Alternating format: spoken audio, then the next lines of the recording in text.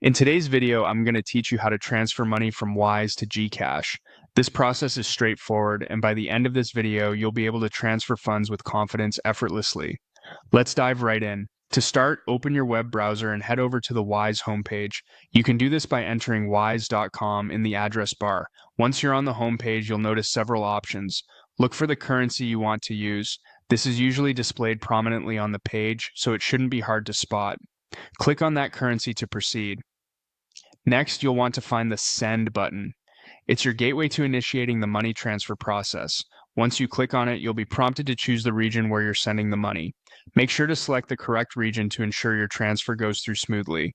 After selecting the region, you'll need to type in the amount you wish to transfer. Double check this amount to ensure it's accurate. Now, it's time to add the recipient. Click on Add Recipient, which will bring up a new set of options. Initially, these options might seem a bit overwhelming, but don't worry, we'll tackle each one step by step. Choose e-wallet from the list as we're transferring funds to GCash, which is an electronic wallet. For now, select myself as the recipient. This step is essential for confirming that you are the one initiating the transaction. Input the full name of the account holder of the GCash account. Precision is important here, as any discrepancies might lead to complications later on. Moving forward, it's time to choose the wallet provider. You'll find a list of wallet providers on the screen. Select GCash from this list. Once you've made your selection, type in the recipient's e-wallet number.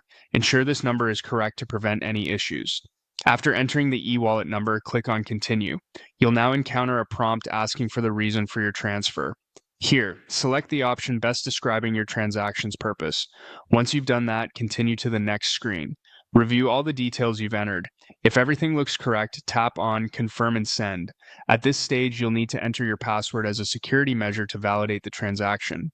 Finally, after inputting your password, hit Done. This step completes the transfer process, and you should soon find your funds in your GCash account. And that's it.